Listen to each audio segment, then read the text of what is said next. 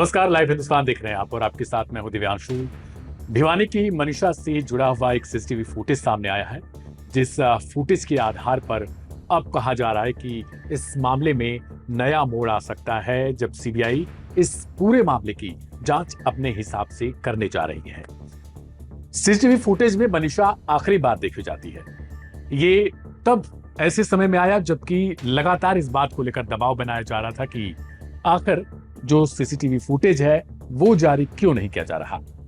इस मामले पर जिस प्ले ग्रुप स्कूल में वो पढ़ा रही थी, जिस छोटे छोटे बच्चों वाले स्कूल में वो पढ़ा रही थी, उसी की तरफ से एक वीडियो जारी किया जाता है। दूसरा वीडियो कहा जा रहा है कि वो एक दुकान है, वहां के कैमरे से लिया गया है। ये दोनों वीडियो अपने आप में एक अहम सवाल खड़ा कर रहे हैं। मेरे साथ प्रशांत हैं, साथ ही वो लगातार इस मामले को कवर कर रहे हैं। प्रशांत, अब इस वीडियो के बाद क्या कुछ उम्मीद जताई जा रही है? देखिए, लगातार यही सवाल उठ रहे थे कि आखिरकार जो मनीषा है वो गई कहाँ। फिर सवाल आए कि भाई जब वो रोड से जा रही होगी, कहीं भी जा रही होगी, वहां सीसीटीवी तो लगा होगा। तो इसी बीच जो अब सीसीटीवी आया है उससे कहीं ना कहीं कुछ सवालों के जवाब मिल सकते हैं। अब आपने देखा जो सीसीटीवी आया है ये प्ले स्कूल से निकलता हुआ है और एक फिर रास्ते में जाता हुआ है। अब इस पर जब बातचीत की गई प्ले स्कूल के संचालक से, तो उन्होंने बताया कि उन्होंने सारी जो सीसीटीवी फुटेज है, डीवीआर है, पुलिस को सौंप दी है। स्कूल से नर्सिंग जो कॉलेज है उसकी दूरी है 1.5 किलोमीटर। अब इस फासले में जो तो सीसीटीवी में कैच हो गया वो तो दिखाई दे गया, लेकिन और वो कहाँ गई, क्या हुआ, ये अभी तक कुछ समझ में नहीं आ रहा किसी को भी।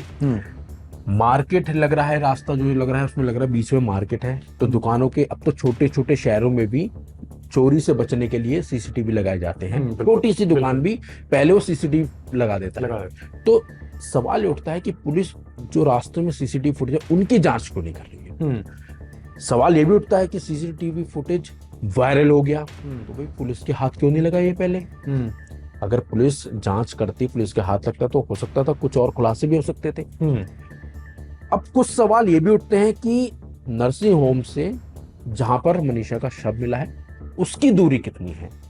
तो बताया जा रहा है कि वो करीब 500 मीटर के आसपास है। जो दर्शक है, हमारे व्यूअर हैं, और जो लोग इस केस में पूरी गहराई तक वो जानना चाहते हैं और उन्हें पल पल की अपडेट चाहिए, उनके लिए एक अहम सवाल है। वो लगातार हमसे भी बोल रहे हैं कि आप लोग कॉलेज क्यों नहीं जाते हो भाई, आप लोग कॉलेज के अंदर का सीसीटीवी लेकर आओ। तो सवाल उनकी तरफ से जायज है कि कॉलेज की तरफ से सीसीटीवी क्यों नहीं दिया जा रहा है, क्योंकि जब एक सीसीटीवी ऑलरेडी आ चुका है, फुटेज आ चुका है उसका, तो दूसरी तरफ कॉलेज को भी शायद हो सकता है जारी करना चाहिए इस बात को लेकर कि भाई हम अपनी तरफ से सही हैं, जैसा कि वो दावा कर रहे हैं कि हम पुलिस को सहयोग कर रहे हैं।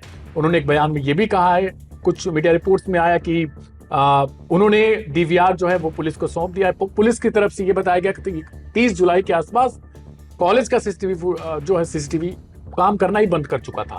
दोनों बयान में अपने आप में विरोधाभास भी दिखाई देता है। कॉलेज कहता है हमने सहयोग किया, इस वजह से हम थोड़ा डिले हो गए, लेकिन डिले होने के लिए सोचिए अगर पुलिस भी ये कह दे कि अभी हम जांच कर रहे हैं तो अभी हम कुछ नहीं कहेंगे और वो फिर मीडिया से बातचीत करना ही छोड़ दें, तो ये इन दोनों में लोगों के लिए ये एक गुत्थी बन जाती है। मनीषा की मौत के अलावा भी दूसरी गुत्थी ये बन जा रही है कि फिर इस बात को क्या छुपाया जा रहा है कुछ। बिल्कुल। अब देखिए, जैसे कि जो जिस स्कूल में, प्ले स्कूल में वो पढ़ाती थी मनीषा, वो स्कूल के संचालक ने खुद ही सीसीटीवी फुटेज दिए, डीवीआर पुलिस को सौंप दी है।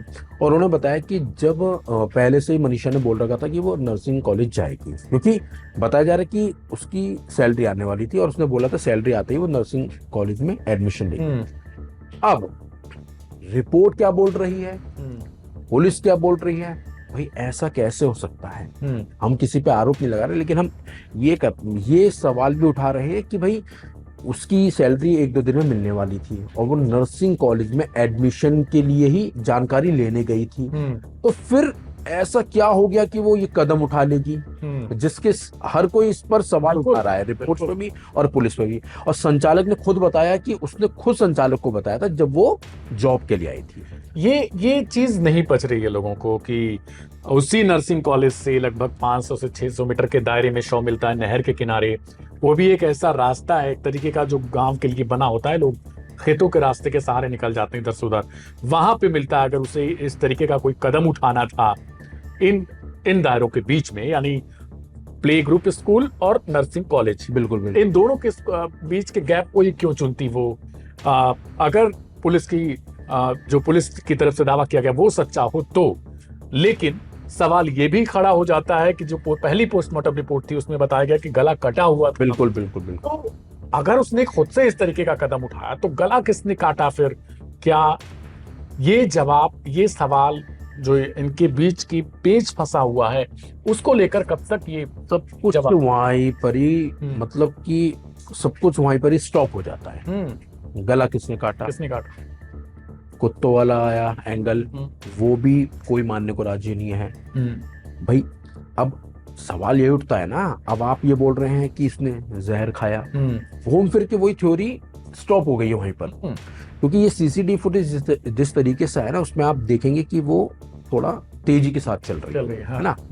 अगर उसके दिमाग में ऐसा होता कुछ कदम उठाने का तो वो स्कूल ही नहीं जाती। और सबसे बड़ी बात तो यह है कि वो आधा घंटा लेट स्कूल से निकली है। वो अकेली नहीं थी, स्टाफ भी कुछ वहां बता रहे थे, कुछ कार्यक्रम या एग्जाम चल रहे थे बच्चों के, छोटे बच्चों के जो होते हैं। खुद संचालक ने बताया, और संचालक ने ये भी बताया कि वो अक्सर स्कूल आने में लेट हो जाती थी, है ना। वो बताते मनीषा एक गरीब तबके से आती है और वो इतनी मेहनती थी, वो चाहती थी कि वो अपने घर वालों के पैसे ना खर्च करके खुद ही कमाए, खुद से कमाए, अपनी पढ़ाई करे। क्योंकि उसका सपना था एक नर्सिंग, बड़ा मतलब कि नर्सिंग में अपना एक नाम बनाना, नर्स बनने। उसी चक्कर में वो उस स्कूल में आई थी जॉब के लिए। और हाल ही में उसने, ये ज्यादा दिन भी नहीं होता, हाल ही में उसने ज्वाइन करा था स्कूल।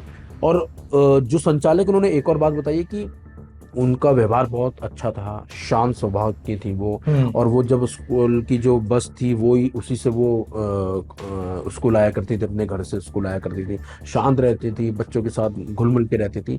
तो अचानक से उन्होंने ऐसा कदम क्यों उठा लेंगे वो, ये भी सवाल है। क्योंकि जो दर्शक हैं, जो व्यूअर हैं, उनकी तरफ से पूछा जा रहा है कि उस जगह को क्यों चुना जाएगा। कोई अगर चाहेगा भी कि खुद से अपनी मतलब इस तरीके का कीटनाशक का सेवन करे तो वो अपने घर में, अपने कमरे में, या फिर उसके लिए बहुत सारी जगहें हो सकती हैं, लेकिन उसी जगह का चयन क्यों करेगा कोई? इस सवाल का जवाब शायद पुलिस के पास भी नहीं है। गला कटने का सवाल, लोकेशन का सवाल, यानी कॉलेज से 500 मीटर के दायरे में वहां पर ये होना, कॉलेज की तरफ से 10 दिन तक मौन रखना, फिर उसके बाद अचानक से आके बताना कि चलो हम जांच के लिए तैयार हैं। पुलिस को चाहिए कि वो, एक और चीज मैंने देखी कि कॉलेज की तरफ से कहा गया कि अगर पुलिस वाले उस दिन हमसे सीसीटीवी मांगते तो हम दे देते। यानी पुलिस ने बहुत ज्यादा लापरवाही बरती, जैसा कि संजय यानी मनीषा के पिता ने भी आरोप लगाया था, मनीषा के दादा ने भी आरोप लगाया था कि जब वो वहां पर पहुंचे थे तो वहां कुछ लोग शराब का सेवन कर रहे थे। उन लोगों ने मना कर दिया कि यहां पर कोई नहीं आया था। संजय की तरफ से बार बार दबाव बनाया गया कि आप सीसीटीवी की जांच करो। पुलिस ने उस बात को नहीं सुना, उस बात को नजरअंदाज कर दिया और कहा किसी के साथ भाग गई हो। बिल्कुल वही है ना। वो शराब पीने वाले कौन थे? क्या ऐसा तो नहीं उनका इस केस में कुछ हाथ तो? हाँ, ये हम नहीं बोल रहे, हम केवल सवाल उठा रहे हैं। ये सवाल जो हमारे यहाँ आया है, बिल्कुल लोग लगातार इसके पूछ रहे सवाल। भाई सबसे बड़ी बात यह है, एक नर्सिंग कॉलेज जहां पर लड़कियां पढ़ती हैं, उसका सीसीटीवी फुटेज ना आना सामने, और सीसीटीवी वहां के कैमरे खराब होना, तो ऐसे नर्सिंग कॉलेज पे कार्रवाई होनी चाहिए। जाहिर सी बात है भाई, उसमें बच्चे, लड़कियां पढ़ती हैं, हॉस्टल भी है, तो इसमें तो पुलिस को बाकायदा कार्रवाई करनी चाहिए। बिल्कुल, क्योंकि अब जिस स्कूल की बात की गई कि उसने अपनी तरफ से जारी कर दिया, क्योंकि स्कूल को पता था कि भाई विरोध बढ़ रहा है, लोग जानना चाहते हैं कि मनीषा आखिरी बार कब देखी गई, कहां पे देखी गई। लोग चाहते हैं कि मनीषा को न्याय मिले अगर उसके साथ कुछ इस तरीके का काम हुआ है। और पुलिस क्यों इतना डिले करती रही, और फिर सीबीआई को लेकर अब लोगों की उम्मीद बढ़ती जा रही है। लोग पूछ रहे हैं कि सर बताइए, सीबीआई अभी तक इस मामले को उसे हैंडओवर किया गया कि नहीं किया गया, लेकिन अभी तक हमारे पास ऐसी कोई खबर नहीं है कि जिसमें सीबीआई ने इस केस को अपने पास ले लिया हो। पुलिस की तरफ से जो आखिरी बार इस पर डिटेल दी गई थी, जानकारी दी गई थी, उसमें यही कहा गया था कि हैंडओवर की प्रक्रिया चालू हो चुकी है।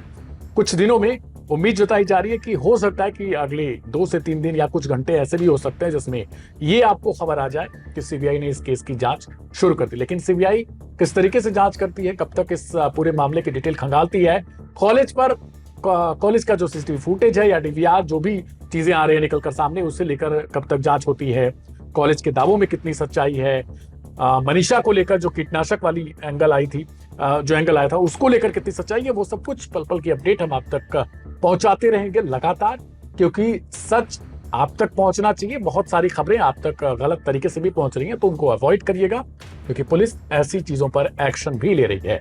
मेरा नाम है दिव्यांशु, फिलहाल मेरे साथ प्रशांत रुहेला। फिर मिलेंगे अगले एपिसोड में, तब तक के लिए नमस्कार।